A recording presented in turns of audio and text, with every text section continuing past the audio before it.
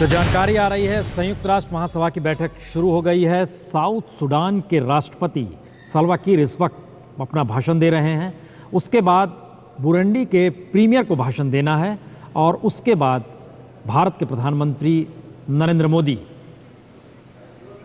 अच्छा वो south Sudan का खत्म हो चुका है और इस वक्त मौजूदा समय में जो आप स्क्रीन पे देख रहे हैं ये बुरुंडी की हैं और इनके बाद ही प्रधानमंत्री नरेंद्र मोदी का भाषण होगा जिसका इंतजार किया जा रहा है। तो तकरीबन मान के चला जाए कि अधिक से अधिक 20 से 25 मिनट का वक्त है और उसके बाद प्रधानमंत्री नरेंद्र मोदी का संबोधन होगा हिंदी में।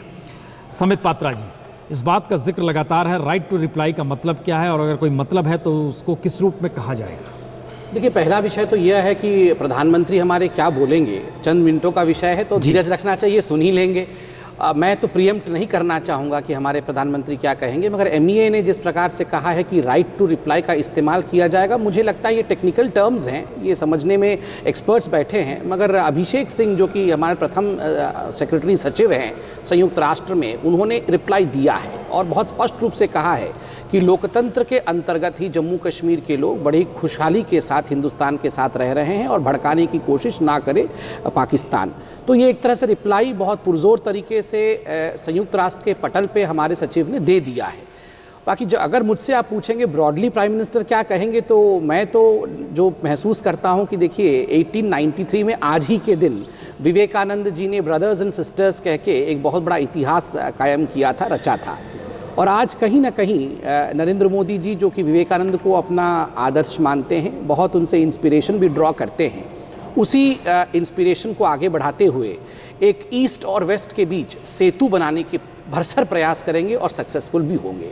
एक सेतु के रूप में आज का उनके भाषण को देखना। नहीं, हमें भी ये लग रहा है कि जिक्र होगा जरूर, वैशाली का जिक्र होगा, फर्स्ट रिपब्लिक जो था, और एक बड़े हिस्टोरिकल पर्सपेक्टिव में ले जाएंगे इंडिया को। अखिलेश जी, कांग्रेस को क्या लग रहा है कि जिस बात का जिक्र बार बार निकल कर आ रहा है, राइट टू रिप्लाई, जो नवाज शरीफ के मद्देनज़र और उनके भाषण के मद्देनज़र जिस बात का जिक्र है, प्राइम मिनिस्टर को कहना चाहिए या नहीं कहना चाहिए? आपका निजी मत क्या है?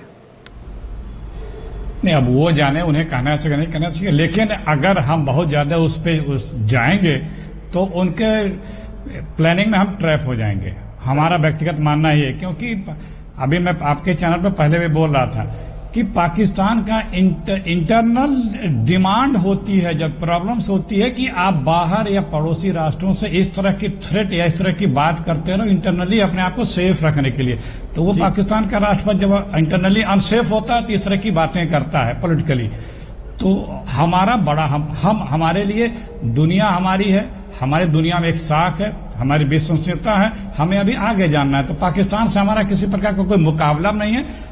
अब ये देखना है कि किस तरह से कौन सी बातें मोदी जी अमेरिका में सिर्फ आज के भाषण के नहीं, इसके बाद 4-5 दिनों में जो उनका दौरा 4 दिनों का, उसमें रखते हैं, करते हैं।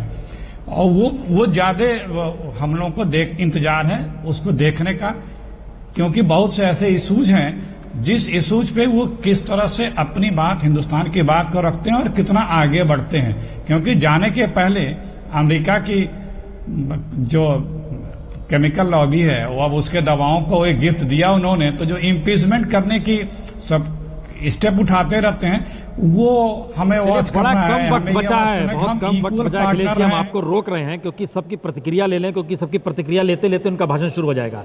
बीबी भट्टाचार्य साहब, क्या लगता है प्राइम मिनिस्टर क्या कहेंगे? देखिए, मोदी जी और कुछ भी कहे या ना कहे, मोदी जी का जो इमेज है, स्ट्रॉन्ग लीडरशिप फॉर डेवलपमेंट। अब भारत की जो परिस्थिति है, जब भारत आर्थिक मामलों में एक ग्लोबल पावर बनेगा तो बाकी चीज़ों देखिए धीरे धीरे स्वाभाविक होते जाएगा। इम्पॉर्टेंट चीज़ यह है कि भारत को कितना प्रगति दिला रहे। अमेरिका से भारत का इन्वेस्टमेंट रिलेशन बहुत ही इम्पोर्टेंट रिलेशनशिप है, टेक्नोलॉजी, इन्वेस्टमेंट। अब मोदी जी इसके बारे में अमेरिकन इन्वेस्टर को कितना एंथूज कर सकते हैं। और दूसरी तरफ यह है कि डिलीवरी, जो क्योंकि चीन जापान के इन्वेस्टर थोड़ा पोलाइट होते, ज़्यादा कुछ पूछते नहीं है। एक चीज़ बताइए, ये अमेरिका के साथ 1-to-1 बैठक भी है, लेकिन संयुक्त राष्ट्र में क्या मैसेज? संयुक्त राष्ट्र में मोदी जी का ये होगा, जो वर्ल्ड इकोनॉमी का जो रीऑर्गेनाइजेशन हो रहा है, BRICS bank, okay, BRICS bank should be strengthen, World Bank का, IMF के एक जो अलग से। दूसरी बात यह है, WTO का एक रीऑर्गेनाइजेशन बहुत जरूरी है, क्योंकि जो WTO पहले ढांचा बना था बिल्कुल डेवलप कंट्री के आधार पे उन्हीं का मतलब जो पॉइंट ऑफ व्यू था उसी आधार पे WTO बना था, जिसमें लेबर का कोई जिक्र नहीं था। जो डेवलपिंग कंट्री का एक बड़ा हिस्सा है लेबर। बेसिक एजेंडा जो है जिसको लेकर वो शुरू से कह रहे हैं उसका जिक्र तो मैं होगा। उम्मीद करता हूँ मोदी जी इन सब के बारे में UN जनरल असेंबली में सबको थोड़ा सेंसिटाइज करें, आगे बात बढ़ाएंगे। विनोद ग्रोवर जी, देखिए, उनके पास 20 मिनट है संयुक्त राष्ट्र में, उनको ज़्यादा टाइम पाकिस्तान पे नहीं बिताना चाहिए। वो उनको सिर्फ ये कहना चाहिए कि देखिए हमारे पड़ोस के एक प्रधानमंत्री, उनका नाम भी नहीं लेना चाहिए, कि उन्होंने कल कुछ कहा था, ये मुद्दा उन्होंने उठाया है क्योंकि उनकी अपनी कुर्सी हिल रही है और वो फ़ौज के दबाव के अंदर ये बातें कर रहे हैं, और इतना ही कहना चाहिए मेरे विचार में। आपने देखा, आपकी हेडलाइंस टुडे में राहुल शिवशंकर ने सेनेट फॉरेन रिलेशंस कमेटी के चेयरमैन को इंटरव्यू किया था, आपने देखा था? शायद नहीं आपको टाइम मिला हो, कल रात को। अच्छा, उन्होंने यूनाइटेड नेशन में क्या कहेंगे? नहीं, यूनाइटेड नेशन में आप आ रहा हूँ ना, इसके कि संसार में बहुत समस्याएं हैं, तो उन समस्याओं की दिशा में देखा जाए, पाकिस्तान की तरफ ना देखा जाए। मैं आपको बता रहा हूँ कौन सी बड़ी समस्या है। हम जरा रिएक्शन लेते चले, क्योंकि आपके रिएक्शन होते तो शुरू हो जाएगा जनाब। 1 मिनट। वीना सीकरी जी, क्या लगता है? मुझे लगता है कि हमारे प्रधानमंत्री का भाषण बहुत ही फॉरवर्ड लुकिंग होगा। वो संयुक्त राष्ट्र का रोल क्या होना चाहिए, अगले जो हम दुनिया में डेवलपमेंट चाहते हैं, जैसे कि अगले साल में हम सस्टेनेबल डेवलपमेंट गोल्स के फाइनलाइजेशन करना चाहते हैं, उसमें संयुक्त राष्ट्र का रोल क्या होना चाहिए, और भारत में, हमारे क्षेत्र में, साउथ एशिया में क्या होगा, उसके लिए अपनी विजन देंगे। वो बिल्कुल ही प्रधानमंत्री नवाज शरीफ के भाषण का जिक्र नहीं करेंगे, और अगर उन्होंने कुछ भी उसके बारे में कहा तो पाकिस्तान एक अपना राइट ऑफ रिप्लाई लेगा और उससे बात आगे बढ़ती जाएगी। इसलिए उनको उस भाषण के बारे में कुछ नहीं कहना चाहिए, मेरा ख्याल कहेंगे भी नहीं, क्योंकि फर्स्ट सेक्रेटरी ने जब अपना राइट ऑफ रिप्लाई दे दिया है तो मामला खत्म हो गया। UN का ये तरीका है, मामला अब खत्म हो गया है उसका। आगे हम आगे जाके देखेंगे, और मेरा ख्याल हमारे प्रधानमंत्री की स्पीच जो है एक बिल्कुल ही पाथ ब्रेकिंग स्पीच होगी, ऐसा लगता है? बिल्कुल लगता है, और वो ऐसा विजन रखेंगे। ज्योति जी, एक पत्रकारीय दृष्टि क्या कहती है, प्राइम मिनिस्टर क्या कहने वाले हैं? अब देखिए, वो तो अब हम और आप तो नहीं कह सकते, हमारे चारों तरफ इतने सारे एक्सपर्ट बैठे हैं कि प्राइम मिनिस्टर क्या कहेंगे, लेकिन मुझे लगता है कि पहली बार संयुक्त राष्ट्र के उस पोडियम से वो खड़े होकर वहाँ पर एक भारत की, सिर्फ भारत की ही प्रतिनिधित्व नहीं कर रहे, पूरे एक तरह से पूरे दक्षिण एशिया में जिसमें भारत सबसे बड़ा और सबसे शक्तिशाली, हम कह लें, पाकिस्तान के पास ज़रूर न्यूक्लियर वेपन्स है, लेकिन भारत सबसे बड़ा देश है इस पूरे दक्षिण एशिया में।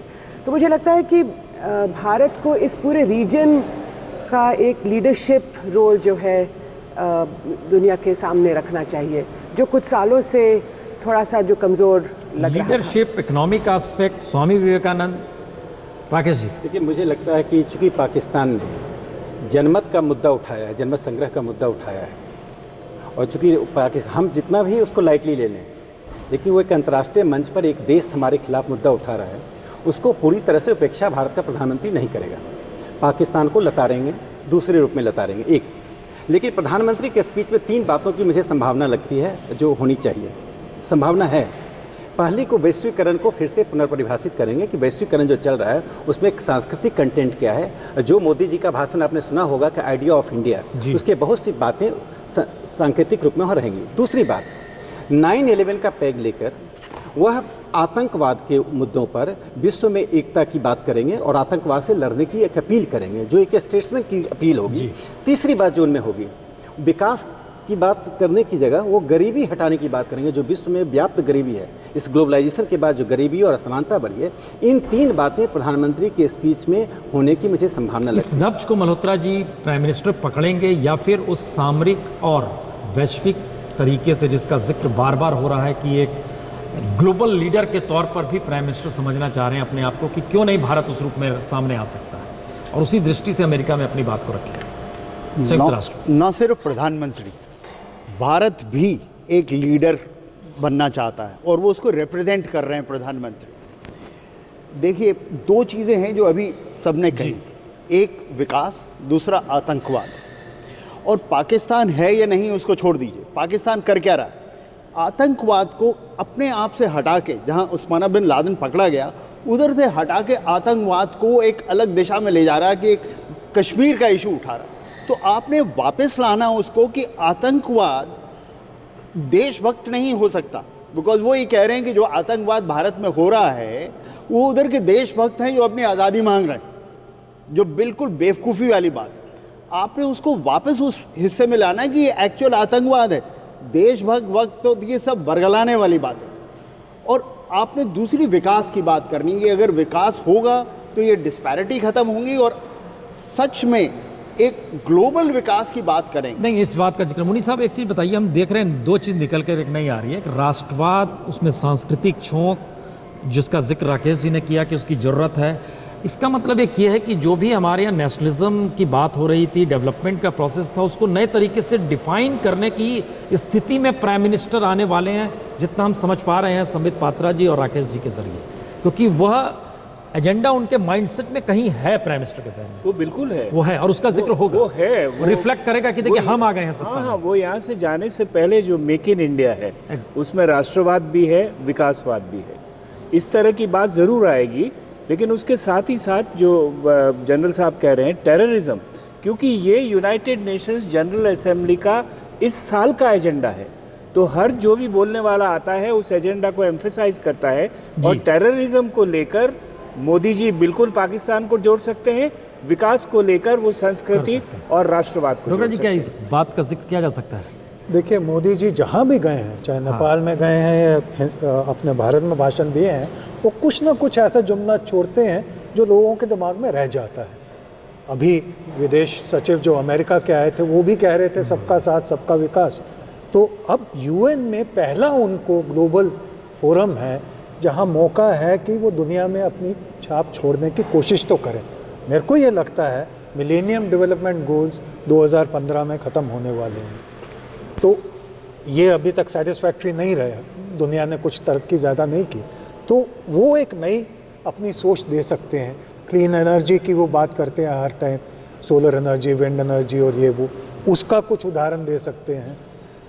पर टेररिज्म का वो ज़रूर जिक्र करेंगे। और दूसरी जो बात मेरे को बार बार खटक रही है कि हम रुक जाते हैं वही प्लेबिसेट के ऊपर, पर नवाज शरीफ की अगर आप स्पीच सुने तो उन्होंने कई जगह जैसे चोंचबाजी होती है ना वो की है, चाहे वो हो न्यूक्लियर, मतलब जो एटॉमिक हथियार जो हैं उनके, वो भी उन्होंने ये कहा है कि इनकी वजह से मेरे पास है। संयुक्त राष्ट्र में प्रधानमंत्री मोदी के भाषण का इंतजार हर कोई कर रहा है। उसमें एक अपडेट नया आया है, हम आपको जानकारी दे दें कि दरअसल इस समय सेंट्रल अफ्रीकन रिपब्लिक के राष्ट्रपति वहां पर अपनी बात को रख रही थी और इसके बाद बुरुंडी की रखेंगे और उसके बाद प्राइम मिनिस्टर मोदी का। इसका मतलब यह है कि अभी 20 से 25 मिनट का वक्त और लगेगा और जैसे ही वहाँ पर भाषण शुरू होगा हम तुरंत वहाँ पर डायरेक्ट टेलीकास्ट तो होगा ही और साथ ही तमाम विशेषज्ञों की राय और उस पर चर्चा हमारी लगातार जारी रहेगी। और ये आपको जानकारी दे दें कि संयुक्त राष्ट्र दफ्तर के बाहर प्रधानमंत्री मोदी का भाषण सुनने के लिए लोग जुट गए हैं। ये एक अपने तरीके की नई स्थिति देख रहे हैं कि भाषण प्राइम मिनिस्टर जो अंदर कहेंगे वो बाहर सुनने के लिए लोग की भीड़ जुटी है। और ये जो भीड़ की मौजूदगी है वो कल चाहे होटल के बाहर हो या हर जगह, जिस तरह का उत्साह और उम्मीद और आशा जो भी कहिए जिस रूप में है वो अद्भुत नज़र आ रहा है मौजूदा वक्त में न्यूयॉर्क की सड़कों पर।